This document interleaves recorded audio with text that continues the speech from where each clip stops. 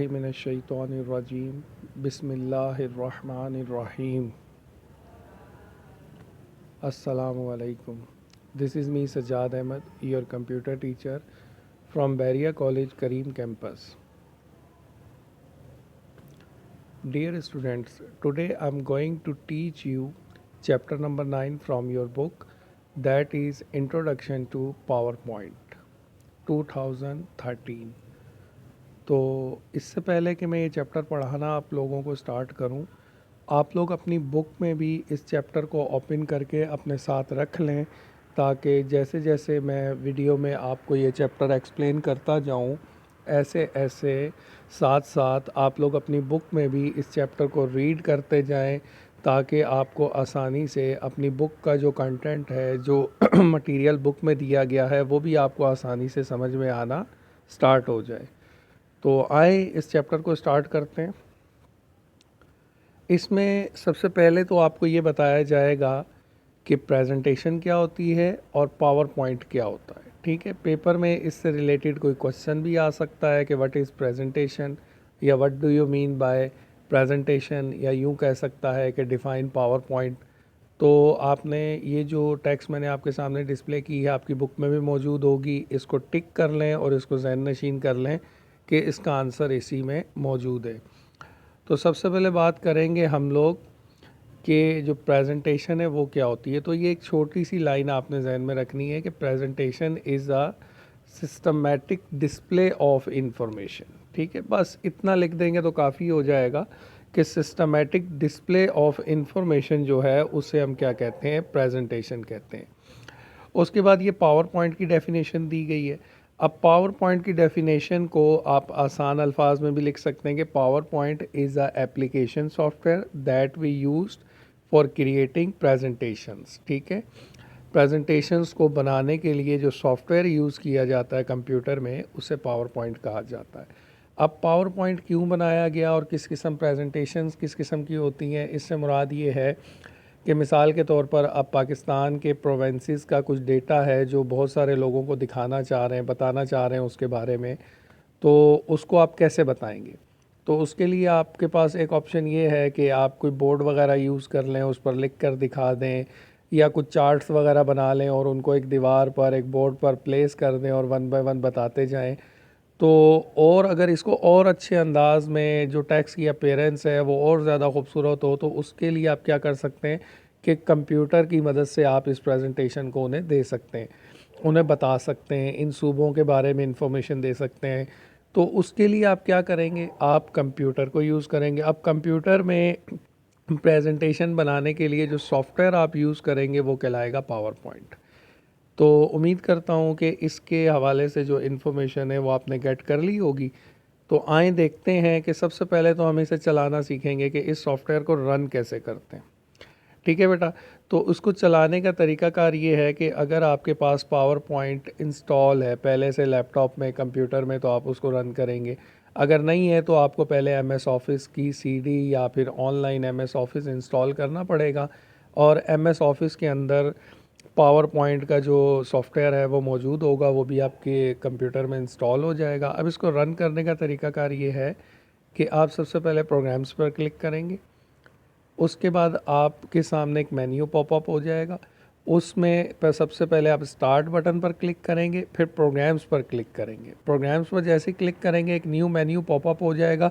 उस मेन्यू में लिखा होगा एम एस ऑफिस, उस पर क्लिक करेंगे तो एक और मेन्यू ओपन हो जाएगा जिसमें लिखा होगा पावर पॉइंट. आप पावर पॉइंट पर क्लिक करेंगे तो आपका जो पावर पॉइंट का सॉफ्टवेयर है वो आपकी कंप्यूटर में, आपकी विंडोज़ में रन हो जाएगा और आपके सामने डिस्प्ले हो रहा होगा आपकी स्क्रीन के ऊपर. ये इसका पिक्चर व्यू है, इसे भी देख लें, आपकी बुक में भी मौजूद है कि पहले स्टार्ट बटन, फिर प्रोग्राम्स, फिर एम एस ऑफिस, और उसके बाद पावर पॉइंट पर क्लिक करते ही पावर पॉइंट का जो सॉफ्टवेयर है वो रन हो जाएगा. जैसे ही ये सॉफ्टवेयर रन होगा तो सबसे पहली स्क्रीन जो आपके सामने आएगी वो ये होगी. इस स्क्रीन में वो आपसे पूछेगा कि आप पावर पॉइंट की प्रेजेंटेशन जो बनाना चाह रहे हैं वो प्रेजेंटेशन किस तरह की बनाना चाह रहे हैं. आप अपनी मर्ज़ी की प्रेजेंटेशन यहाँ से सिलेक्ट कर सकते हैं. अगर आप ब्लैंक सेलेक्ट करेंगे तो बिल्कुल सादा पेज आपके सामने प्रेजेंटेशन का स्लाइड है, बिल्कुल सादी होंगी, वो ओपन हो जाएंगी। और अगर आप कोई रेडीमेड थीम या टेम्पलेट लेना चाह रहे हैं तो नीचे देखें, ये सबसे ऊपर वाली सादी है, ठीक है, और इसके जो नीचे वाली हैं वो डिफरेंट कलर्स और शेड्स के साथ दी गई हैं। आप जो इसमें से सेलेक्ट करेंगे वही चीज़ आपकी पावर पॉइंट की विंडो में ओपन हो जाएगी। तो जैसे ही सिलेक्ट करने के बाद आप ओके करेंगे तो पावर पॉइंट की पहली जो विंडो आपके सामने ओपन होगी वो ये होगी। इस विंडो में हमने ब्लैंक सेलेक्ट किया हुआ है, तो आप ज़रा देखेंगे इसके सेंटर में जहाँ क्लिक लिखा हुआ है, ये स्लाइड है बेसिकली, जहाँ पर हम अपना टेक्स्ट वगैरह या अपनी इन्फॉर्मेशन और डेटा को एंटर करेंगे। लेकिन चूंकि हमने ब्लैंक सेलेक्ट किया था तो कोई कलर, कोई थीम, कोई पिक्चर वगैरह इसमें नहीं आ रही। तो इस मेन स्क्रीन के जो पार्ट्स हैं, जो कंपोनेंट्स हैं, उन्हें आपने वन बाय वन डिस्कस करना है, स्टडी करना है। बेसिकली आपकी बुक में सारे लिखे हुए हैं, इन्हें पढ़ना है कि किस चीज़ का क्या काम है, ठीक है। जब आप इन्हें सीख जाएंगे तो आप पावर पॉइंट की इस सॉफ्टवेयर को इजीली रन कर सकेंगे, ऑपरेट कर सकेंगे। तो इसमें सबसे पहली जो चीज़ आपके सामने दी गई है वो है quick access toolbar. Quick access toolbar की मदद से आप क्या कर सकते हैं कि जो प्रेजेंटेशन आपने बनाई है उसे सेव कर सकते हैं। आप उसमें कोई काम कर रहे थे, गलत हो गया, तो आप अंडू पर क्लिक करेंगे तो वो ऑटोमेटिक ख़त्म हो जाएगा।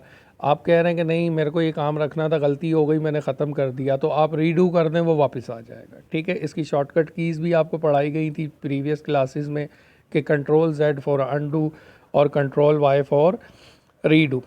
इसके बाद टाइटल बार है। टाइटल बार में जो फाइल आप जिस पर काम कर रहे हैं उसका नेम सामने आता है, उसका नाम लिखा हुआ होगा। इसके बाद इसके दूसरे कॉर्नर पर मिनिमाइज, रीस्टोर, डाउन और क्लोज़ के बटन दिए जाते हैं, जिनसे आप फेमिलियर हैं कि क्लोज़ पर क्लिक करेंगे तो वो बंद हो जाएगा। सिमिलरली इसके नीचे बात कर रहे हैं हम रिबन की। रिबन क्या होता है बेसिकली, अगर आप वर्ड की स्क्रीन की बात करें, एक्सेल की या पावर पॉइंट की, तो इसके टॉप पर कुछ नाम लिखे हुए नज़र आ रहे होते हैं, जैसे होम है, इंसर्ट है, रिव्यू है। ये जो हैं वो टैब्स भी कहलाते हैं और इन्हें रिबन का नाम भी दिया जाता है।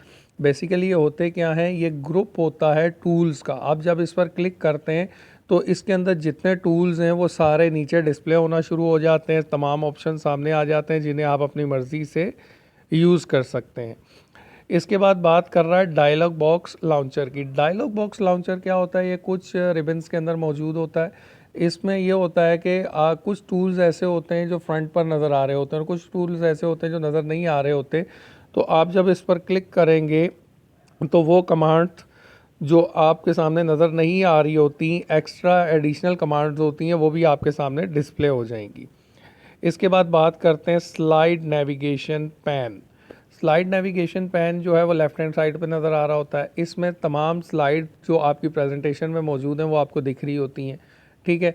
अब आप चाहते हैं कि एक स्लाइड और आपकी प्रेजेंटेशन में ऐड हो जाए तो यहाँ से कर सकते हैं, या आप यूँ चाहते हैं कि एक स्लाइड ये वाली जो है ये नहीं होनी चाहिए, तो आप उसको राइट क्लिक करके डिलीट पर क्लिक करेंगे तो वो स्लाइड वहाँ से हट जाएगी। तो ये स्लाइड नेविगेशन की मदद से आप आराम से कर सकते हैं, या किसी स्लाइड की डुप्लीकेट या कॉपी क्रिएट करना चाह रहे हैं तो वो भी यहाँ से हो सकती है।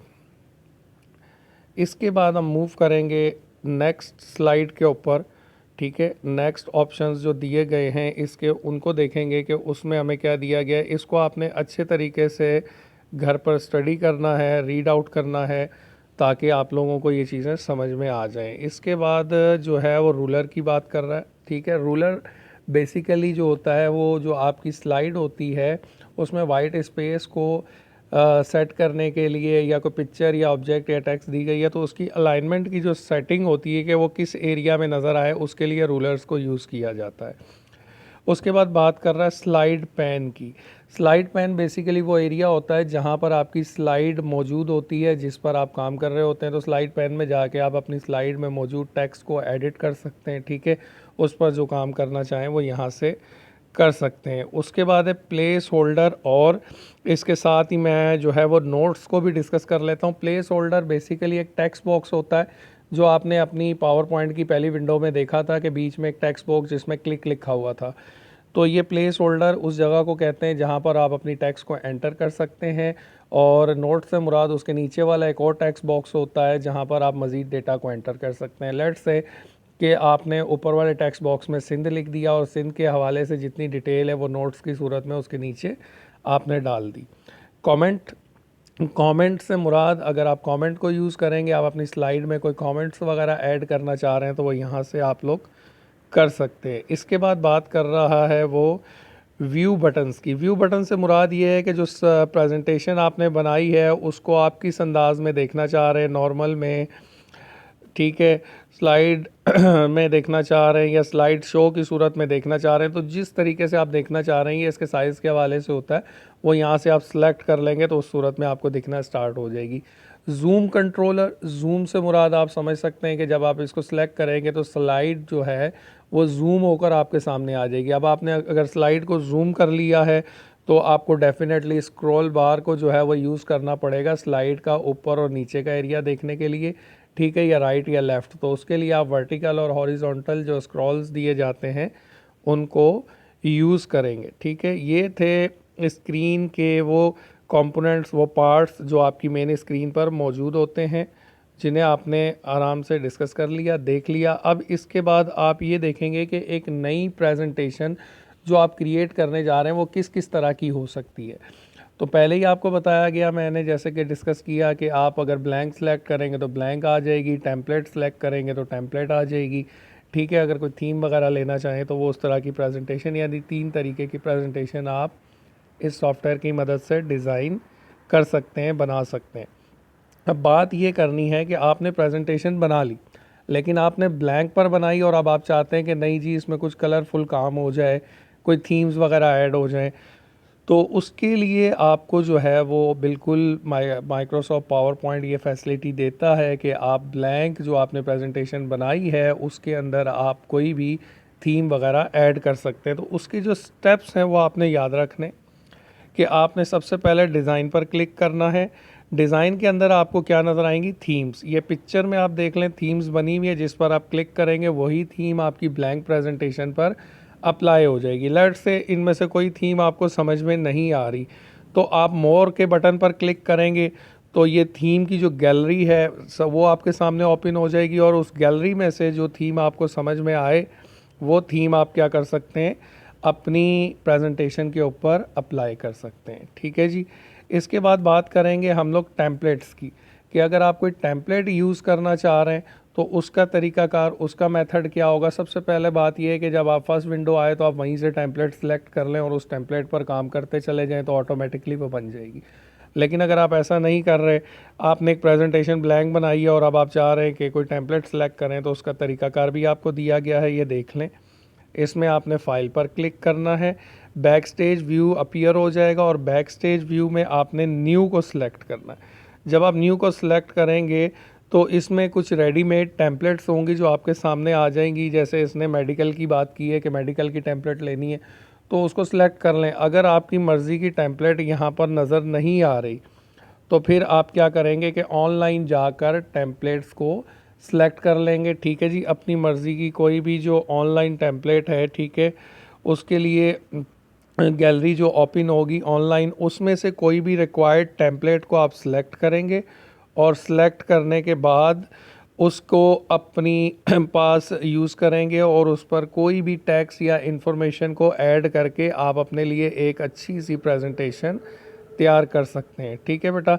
इसके साथ ही हमारी जो आज की क्लास है, आज का जो लेक्चर है वो यहीं तक था। नेक्स्ट लेक्चर में इंशाल्लाह इसी चैप्टर को यहीं से कंटिन्यू करेंगे। अब करना ये है कि मैं इस चैप्टर से रिलेटेड एक वर्कशीट बना के छोटी सी आपको शेयर करूँगा, जिसे आप लोगों ने सॉल्व भी करना है, अपनी कॉपी में भी लिखना है और एक अलग से पेज पर सॉल्व करके एक डेट और टाइम आपको दे दिया जाएगा और उसमें ला के स्कूल में आपने मुझे सबमिट करवा देनी है।